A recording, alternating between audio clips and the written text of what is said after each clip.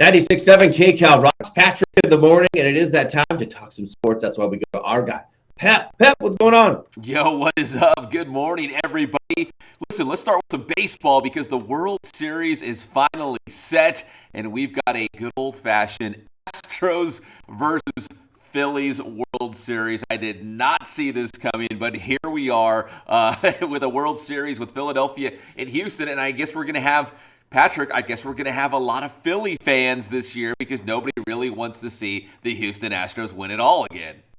Boy, I mean, we've become Yankee fans out of nowhere. We're now becoming Philly fans. I mean, even people were on the Mariner bandwagon. I mean, anybody but the Astros. But I think we're going to have to come to the conclusion that they're a damn good baseball team. Yeah, you know what I mean? They've got a lot of new players and a new manager. Obviously, Dusty Baker, the Riverside native, leading the squad. They've got a lot of new players. It's not the same team that won the 2017 World Series against the Dodgers that obviously cheated. It's a lot of new guys. I mean, Jose Altuve, some of the guys are still around. There's a couple of guys, but it's basically a new team, Patrick, and credit to them. They just keep on winning. Yeah, I mean, especially for Altuve, Bregman. I mean, those guys are kind of showing that they don't need to cheat. That's the thing. You guys didn't even need to cheat. You're so good. And you ruined that. So there is a little bit of redemption for those guys. I have to give it to them, even though, I mean, I want them to lose.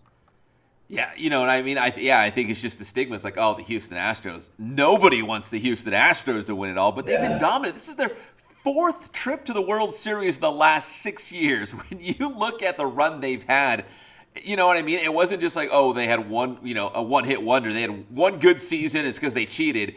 No, they've been good for at least the past 6 years. So, credit to them. I know people don't want to hear that, but they've had a heck of a run. And you're right about Dusty Baker. Credit to him to put it all together, put out the fire, and get it back on track. Yeah, he was the grown-up, right, that came into the room and said, okay, I'm going to get these guys back on track. I'm going to clean things up. We're going to start doing things the right way. And not only are they doing it the right way, we're assuming, but they're still one of the best teams in baseball. And I think it just doesn't sit well with a lot of people that they could be cheaters and still find ways to do it the right way and win again. So I'm like, I don't know.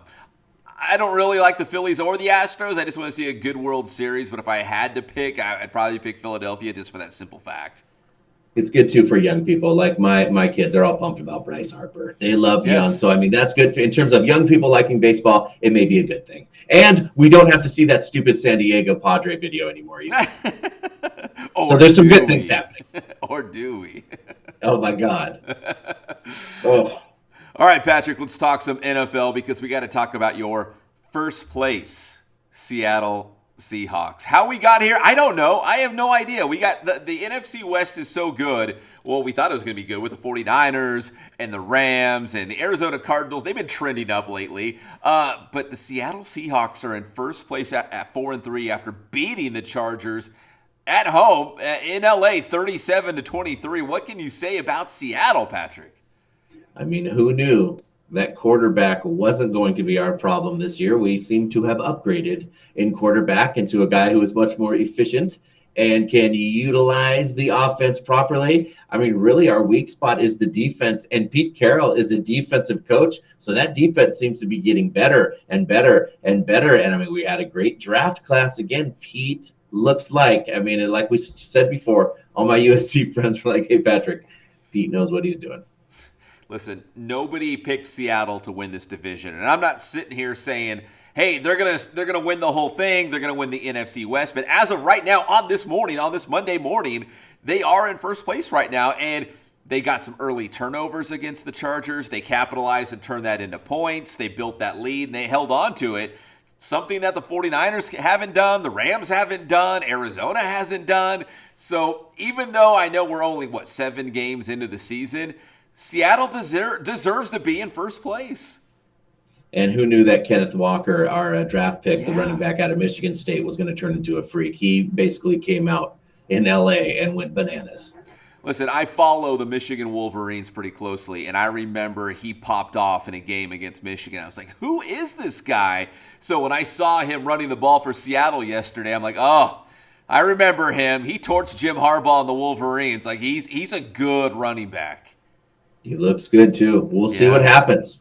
Yeah, still a lot of season, but right now Seattle in first place in the NFC West. Over in the AFC West, the Chiefs are back on top. They beat the 49ers 44-23. So Kansas City with that one-game lead now on the Chargers in the AFC West standings. And the Chiefs beating Christian McCaffrey and Deebo Samuel and all those great 49er players. Kansas City really looks unstoppable again right now, offensively. Yeah, they do. Patrick Mahomes is doing his thing. So, I mean, is anyone going to step up and challenge him? Maybe not till the playoffs. No, it's whoever has the best defense. And the 49ers, up to this point, have the best defense in the NFL, and they couldn't even stop them.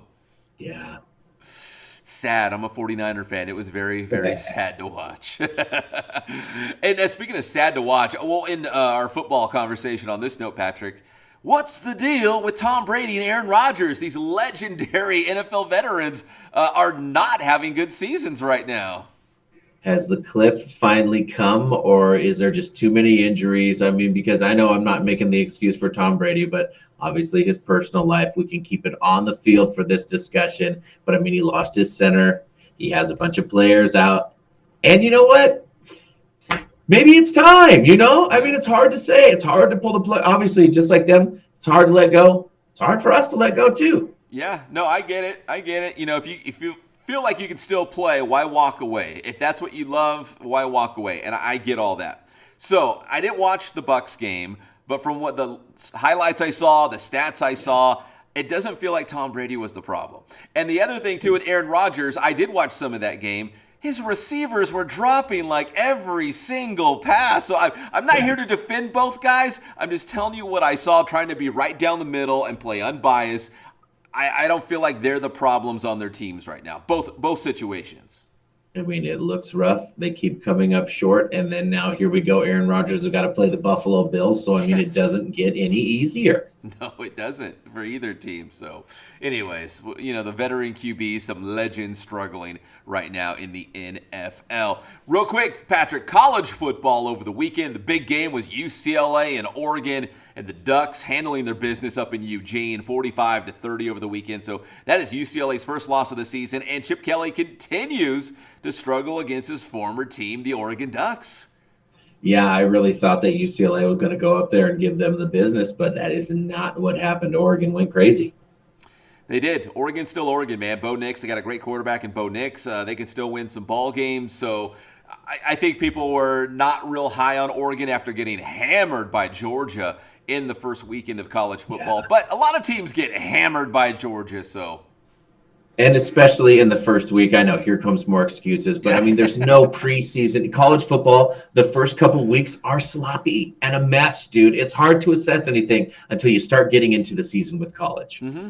Agreed. Totally agreed, Patrick. And one other quick college football note. Big shout out to our guy, Jaden Daniels, the pride of Cajon High School. He is the starting quarterback for the LSU Tigers, beating number 7 Ole Miss, beating Lane Kiffin and Ole Miss, giving them their first loss of the season.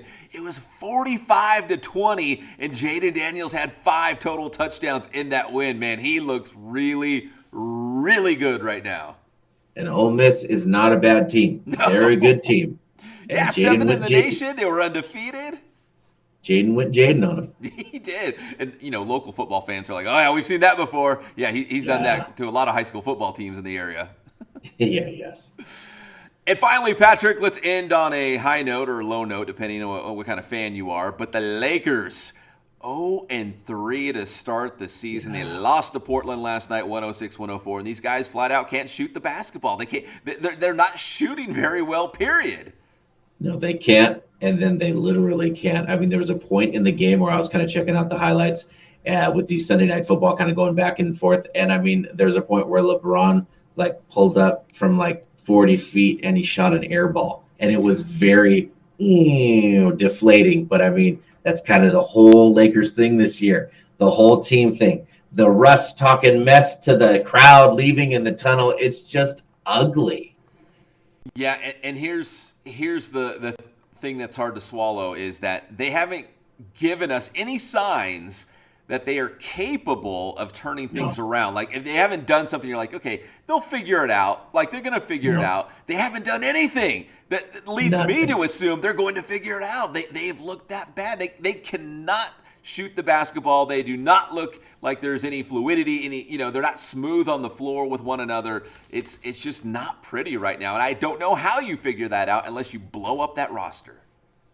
I think eventually it's got to get blown up. But what's not going to get blown up is our guy, Pep. Pep, tell him how to get your stuff. Hey, listen, you can check us out on Inland Sports Instagram, Twitter, Facebook. We got the Inland Sports YouTube channel. So if you like local football, you can check us out. That's Inland Sports.